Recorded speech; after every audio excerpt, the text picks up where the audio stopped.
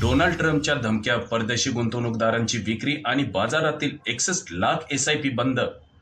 होय, तुम्ही ऐकलंच असेल.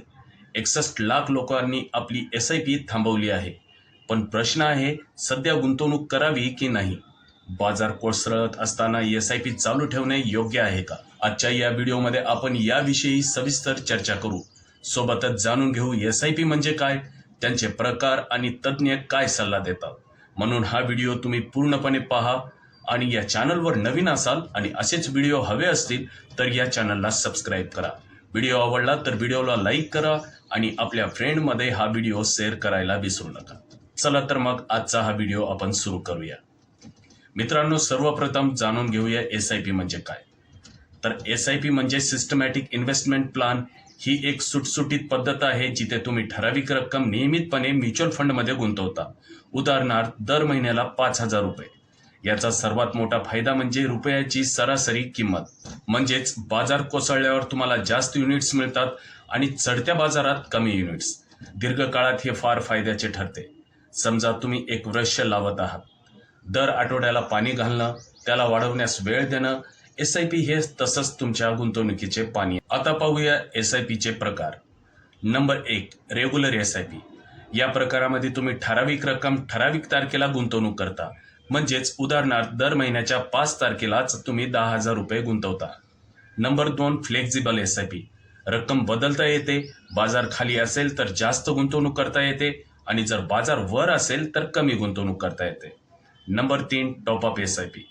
या प्रकारामध्ये वेळोवेळी गुंतवणूक वाढवता येते. उदाहरणार्थ, दरवर्षी 10% वाढ. समजा तुमची 10% इन्क्रीमेंट झाली सॅलरी, तर तुम्ही प्रत्येक वर्षी तुम्ही 10% वाढ करू शकता. Number 4, परपेच्युअल SIP. यामध्ये मुदत निश्चित नसते. तुम्ही स्वतः थांबवेपर्यंत एसआयपी चालू राहते. आजच्या स्थिर बाजारात फ्लेक्झिबल किंवा टॉपअप एसआयपी चांगले ठरू शकतात. पण लक्षात ठेवा, एसआयपीचा मुख्य हेतू दीर्घकालीन असतो. थोडक्यात काय, समय का फेरबदल नाही, निवेश का तरीका बदलो. आता या व्हिडिओतील मुख्य मुद्दा समजून घेऊया. गेल्या काही आठवड्यात शेअर बाजार डोनाल्ड ट्रम्पच्या टॅरिफ धमक्यांमुळे कोसळत आहे.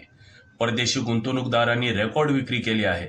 त्यामुळे बाजारात अस्थिरता वाढली आहे. या मंदीमुळे 61,33,000 लोकांनी आपले एसआयपी खाते बंद केले आहे. ही संख्या डिसेंबरपेक्षा 82.73% जास्त आहे. पण हे का घडत आहे? कारण लोक घाबरले आहेत. स्मॉल कॅप आणि मिड कॅप फंड्समध्ये गुंतवणूक करणाऱ्यांनी बाजारातून पैसे काढले आहेत. जानेवारी 2025 मध्ये एसआयपी स्टॉपेज रेशो वाढला आहे. मात्र तज्ज्ञ स्पष्ट सांगतात, मंदीच्या काळात एसआयपी चालू ठेवणे हे सुवर्ण संधी आहे. इडलवाईस म्युच्युअल फंडच्या राधिका गुप्ते म्हणतात, एसआयपीचे खरे फायदे दीर्घकाळात दिसतात. 2008च्या मंदीत ज्यांनी एसआयपी चालू ठेवली त्यांना 5 ते 10 वर्षात 300 पट परतावा मिळाला आहे. त्यामुळे घाबरून एसआयपी बंद करणे हा मोठा चुकीचा निर्णय ठरू शकतो. उलट बाजार कोसळल्यावर तुम्हाला स्वस्त भावात जास्त युनिट्स मिळतात. हे रुपयांची किंमत सरासरी होण्याची जादू आहे. इतिहास सिद्ध करतो की मंदी ही गुंतवणुकीसाठी सर्वोत्तम वेळ असते.